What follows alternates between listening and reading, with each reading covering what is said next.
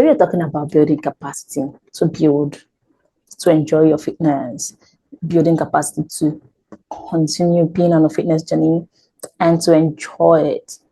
One mistake I noticed that we make when on a fitness journey is that we don't give ourselves the time to build on and practice and get familiar with the movements, our bodies, how it makes us feel, what we enjoy or not. We don't take the time to explore, and then we just dive right into doing this really extreme workouts that we end up hating because it is too extreme for our current fitness levels.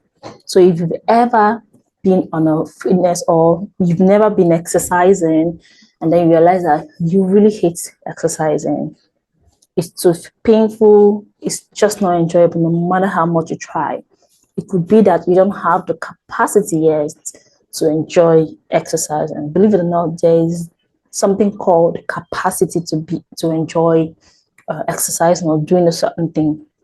For example, maybe you started off at work and at first everything seems overwhelming, but when you get the hang of it, when you start to practice showing up at work every day, putting in one or two things, following your schedule and following your due process from beginner to the highest level or whatever level, it takes time. You can't start at a leadership position just yet. You have to train first, train for that position, train under the leader before you can become a leader. Same thing goes with your capacity to enjoy exercise. You have to explore, being a beginner first, explore different kinds of workout. Try to know if you enjoy moving your bodies in different ways before your body is allowed to enjoy harder exercises, more challenging exercises. And that way you're able to sustain your fitness journey because exercise will stop being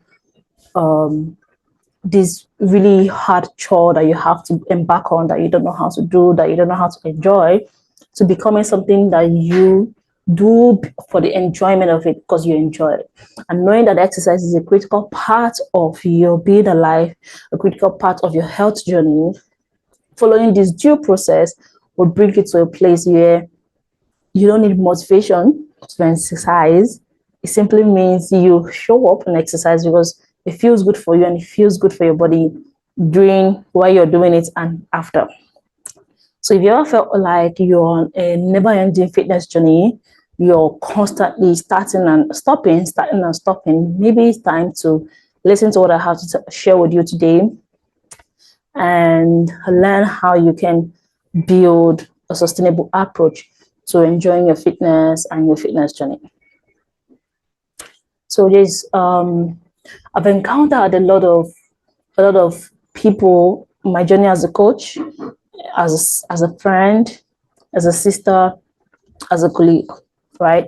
People share the same experience of being that exercise is boring, exercise is hard, eating nutritious food is not nice and it doesn't taste great, but there's nothing special about your experience, or there's nothing unique about your experience. You're not alone in this. A lot of people go through it because of there is minimal or overload of information out there, so you're not really sure what to do, how to approach this, and you're stuck and you're trying to get this result as fast as possible, but it's not coming through because you're not doing what you're supposed to be doing to get you on your fitness, to get you to your fitness goal.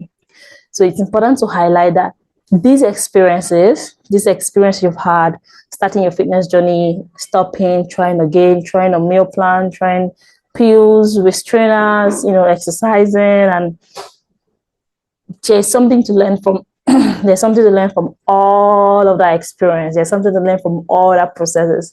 It's the same thing for me. I've tried a whole lot of diets. I'm willing to try any diet. I was willing to try any diet, right? I've tried a whole lot of diet. I've done a whole lot of things. However, what I learned, the golden knowledge I learned is all those things. It brought me back to a place where I had to look inwards and know that I really value my health. I really value exercising. I really value, but I was doing it in such a way to shape, only to shape what my body looks like. And there's nothing wrong with that. However, to be able to sustain it long term, because my life is changing, things are changing. I'm getting older. I'm doing more work. I'm engaging in a whole lot more of activities. The way I approach exercise had to change. So what did I do instead? I started to practice healthy lifestyle habits. And what do they look like? It looked like being intentional about the way I exercise and being intentional about the way I eat food.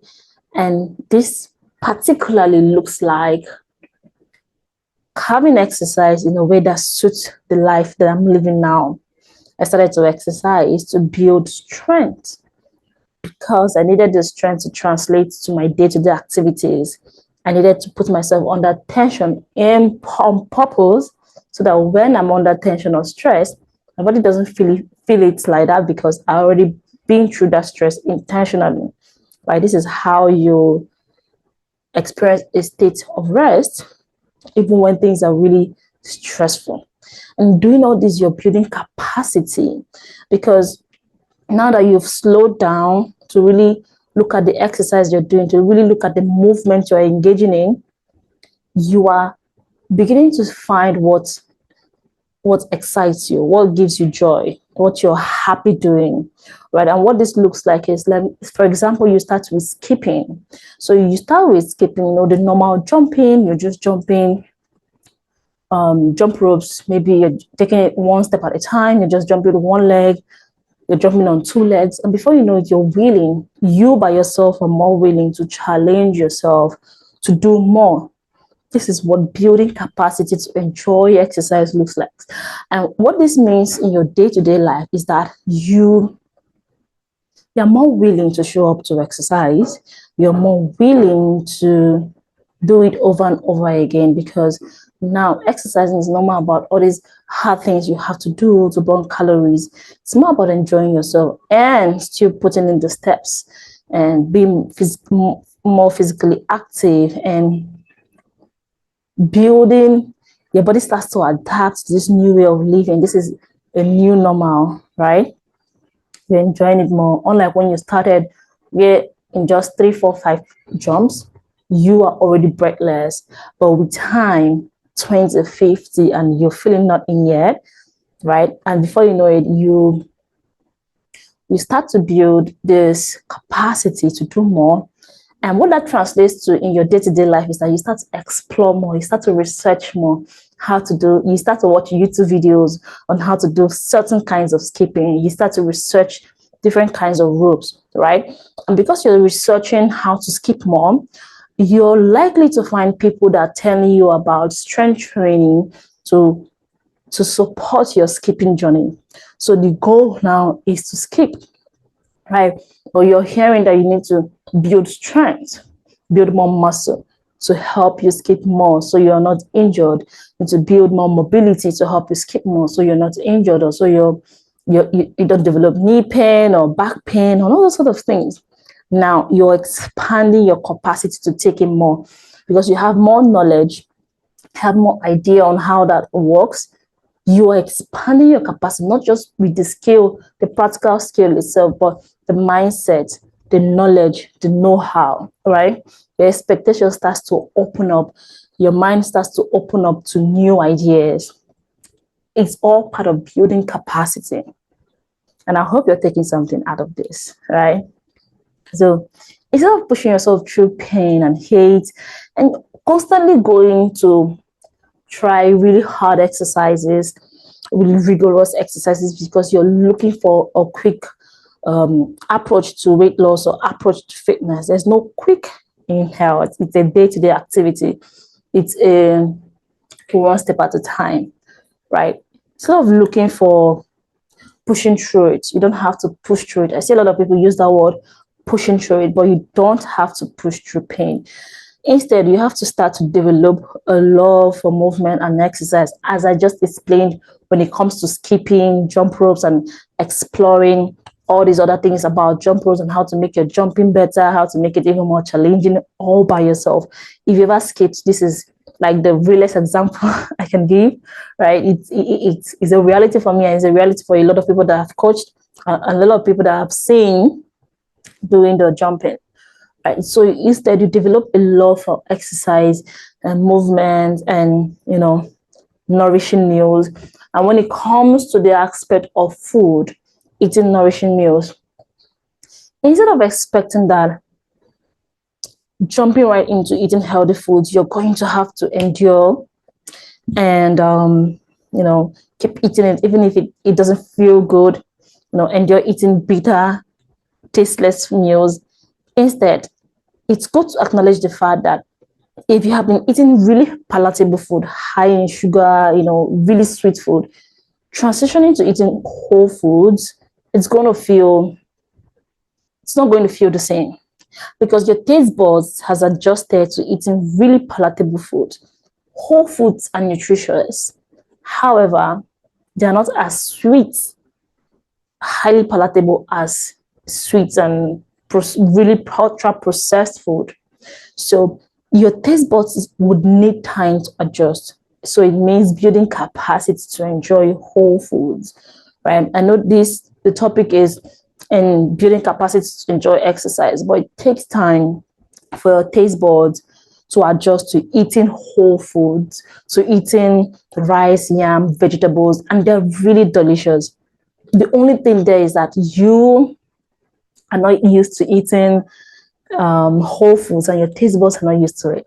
So in building capacity, you're starting one step at a time. Let's say you're on the extreme, you're always eating processed food, you're always eating really palatable food. You take it one step at a time, maybe a plate of whole foods. Really prepare it so it's delicious. You don't have to prepare bland vegetables and bland white rice and chicken breast and just it. No. Cook your jollof rice so it tastes great. Prepare your vegetables and your salad with the cream. You're eating the salad, it's not just cream, right? But what the idea here is that you're giving yourself time to adjust to eating this new way of eating, to adjust to this new way of eating. So that's, instead of, you develop a love for exercise and movement and eating nourishing food in a way that feels good and sustainable. And sustainable in this measure is giving yourself the time to explore. One thing I want to point out is that I know we are in a hurry to get to this body shape, to get to this body size, but the truth is it takes time. Whether you use a quick fix or you take a sustainable approach, they will take time. Think about all the quick fixes you've done, but yes, arrive to this point where you've gained weight, or maybe you're back to feeling really unhealthy, really slow, really breathless. Still takes time, you're not yet there. Imagine if you put your head down for the next 40 days and just continue going at it, not looking at the scale, not looking at whether you're losing weight or not, just practicing these habits one step at a time to get into your fitness goal. 40 days, you look back from where you started and where you are. You'll be feeling great, you're sleeping better, you're eating more nutritious foods, you're keen in exercising, other than exercising 2 times a week or not exercising at all. You notice that you've done 15 days of exercise, 16 days of exercise, 20 days of exercise from the 40 days. You see?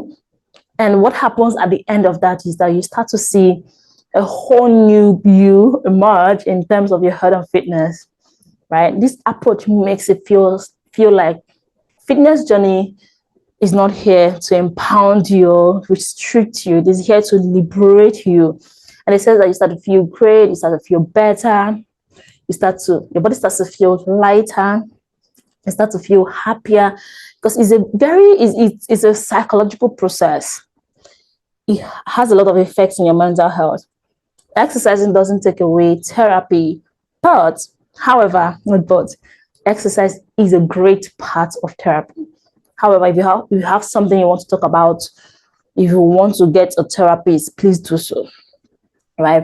Exercise is about feeling good in the moment, allowing your mind the spaciousness to think, to see that you are unstoppable, that you can thrive, that you thrive in motion. So what if you did things differently this time? What if you, instead of going on a quick phase, forcing yourself through the pain, Start to cultivate a new love and approach to movement and nourishment. What if you don't lack willpower or motivation? Instead, your approach is what has been holding you back. So you don't need your power or motivation. This approach is all the motivation you need. Motivation doesn't have to feel like this, pumping effect. Motivation can be silent and quiet. Just wake up in the morning and know that you value your health, you want this thing, and you just go do your workout, spend some time on your own, prepare a nourishing meal, and the rest of the day just feels good and feels great because you put in the work towards what you value. And your values are really important. It's really important to know, do I really value health? Do I really value my body looking a certain way? Do I value my sleep? Do I value health in general? And knowing that you value health, watching this thing to this extent means that you value health. So taking it one step at a time, allowing yourself build capacity to do more, one step at a time, 1 exercise a week, 2 exercises, 3, 4 workout periods a week. That way you're building strength. So what if the secret lies in your day-to-day activities and not in all these extremes, right? And one thing I want to say is, don't get me wrong, there's something that happens when you start to build capacity, right? When you finally build capacity to a place, you start to enjoy rigorous exercises. You can also do these extremes with the mindset that you're gunning for something, right? Say you want to just be leaner. There's this technique that physique athletes use. They've dieted for so long, they've counted calories, they understand all these things. So they can push to a little bit more extreme because they understand what they're doing, because the motivation is not just their body size. The motivation is the money or the medal or the gold they're about to win, right? So they use this technique because you have built the capacity to go on this fitness journey, to build this body. You know what it takes. You've built your body composition. You've lost weight to a certain amount. You're now in that zone where you want to experiment with your body. You want to know if this way of exercising is good for my season of life. You want to know, okay, if I can really push, just to confirm to yourself that you have what it takes to look a certain way. So you can push to the extreme with the right knowledge now. So you're not feeling hopeless, you're not feeling tired, you're not feeling miserable. You're doing it from a place of empowerment. You don't need the motivation to push. You are exploring something that is interesting to you. Let me use the skipping rope example again. Say you've been skipping, right? You can do 3,000 skips in 1 minute. You start to push a little bit to the extreme. You start to explore different kinds of skipping with different jump ropes. You're willing to invest in jump ropes. You're willing to invest in shoes. You're willing to invest in trying new things. You're pushing a little bit more to the extreme to know how much your body can take. You're pushing to know if you can do 4,000 in 1 minute. That is extreme I'm talking about. So now it might look rigorous to somebody that is looking from the outside, but to you, your body can handle it because you've been there over and over and over again. Your body can handle it. Your mind can handle it. You can handle these things. You can push to the extreme. You can manage to eat once a day and not feel like you're restricting yourself from eating all the foods out there, because you already have the mindset that food is always available to you. You're intentionally pushing yourself to see what you can do, what your body can do, how much your body can take. Now that's where the mind thing starts to come in.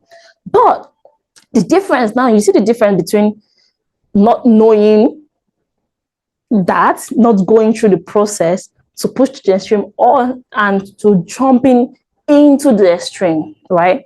So you go through the process to the extreme. It gives you time to understand the emotions around it, understand the mindset around it, give your body time to adjust and adapt and grow and thinking and adapt and thinking and adapt and thinking.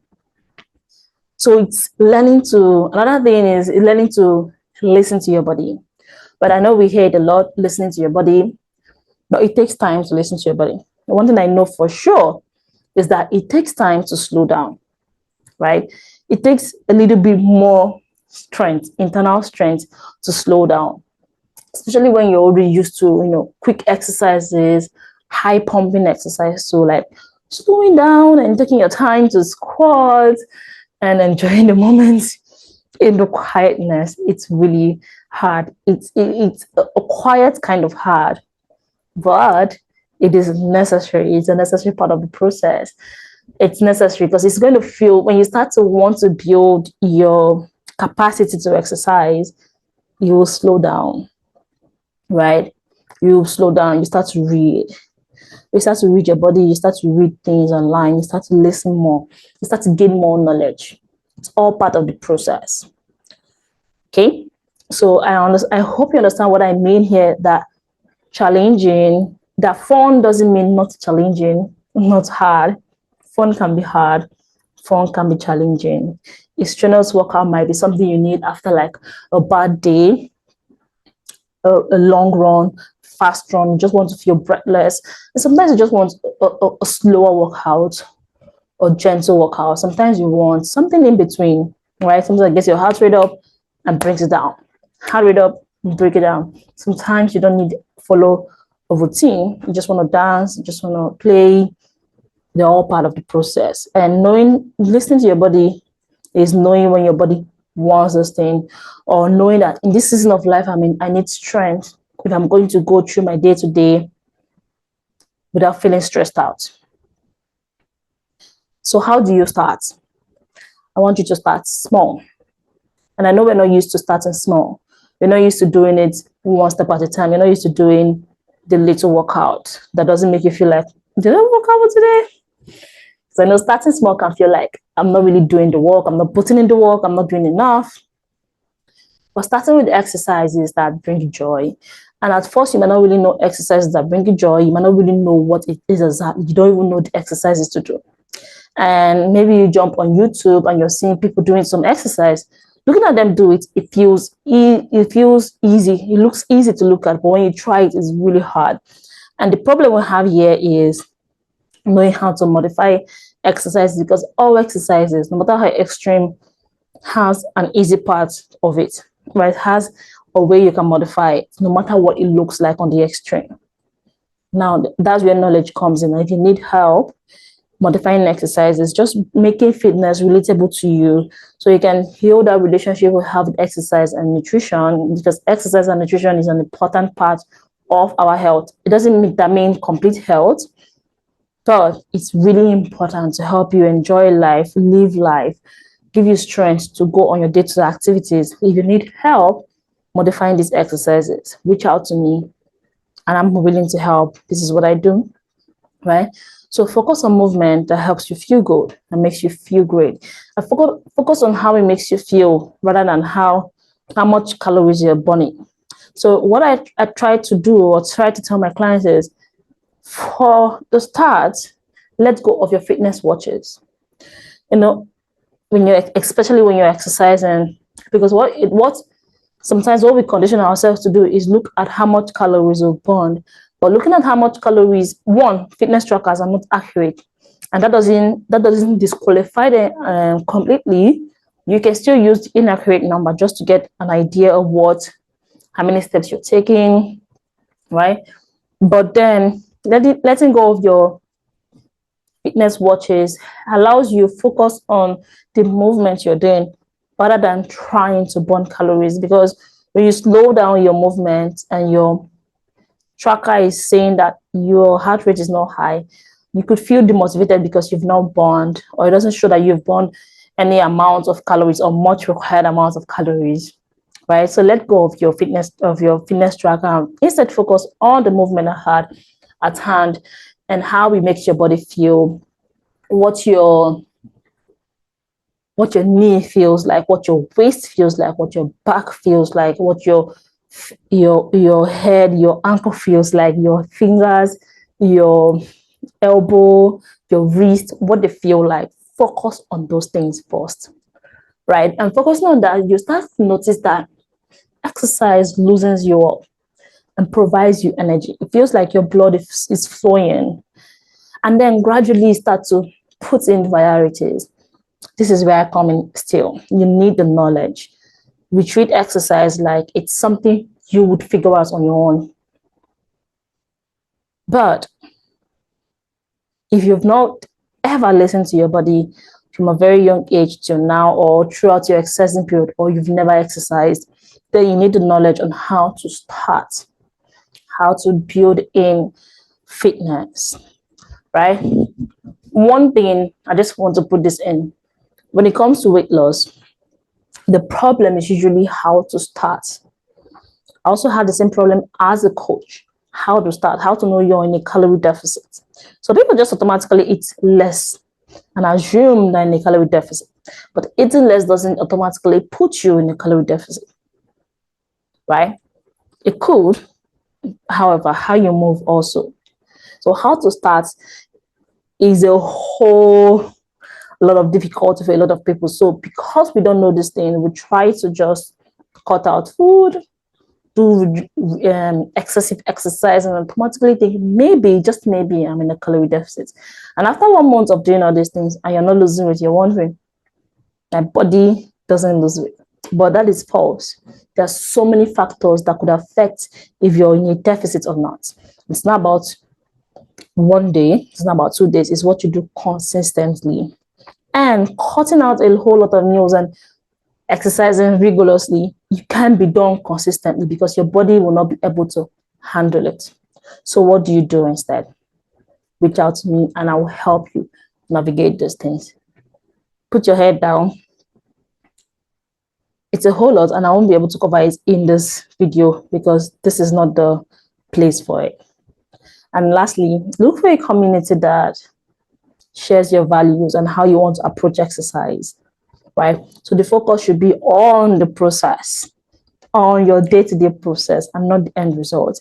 I know it sounds weird, like weight loss is the goal. I have to focus on what the scale tells me. However, you don't have to focus on what the scale tells you.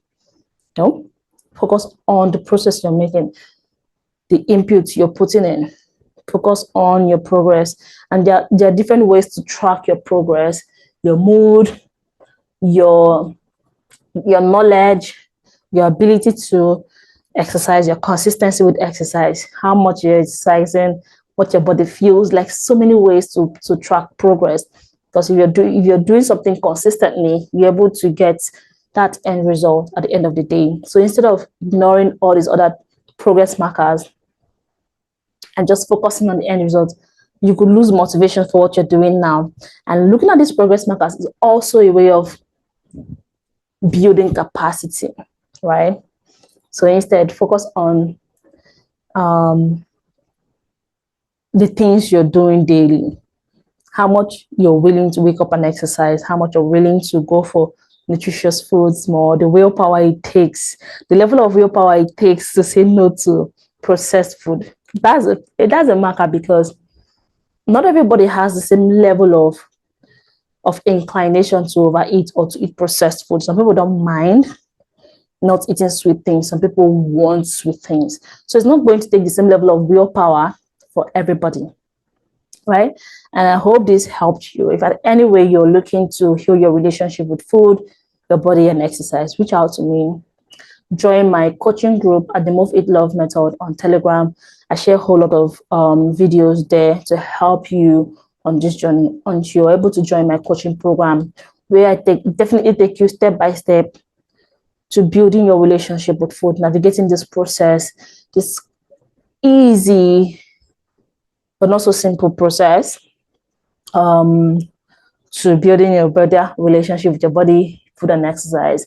And that's where you can get to any fitness goal you're looking for without the complexities and strenuous approach and restrictions to it. Have a nice day. I hope this has been impactful for you. I hope this has been impactful for you as it has been for me. I'll be releasing more videos. You can go to my website and watch more. And have a nice day, everyone.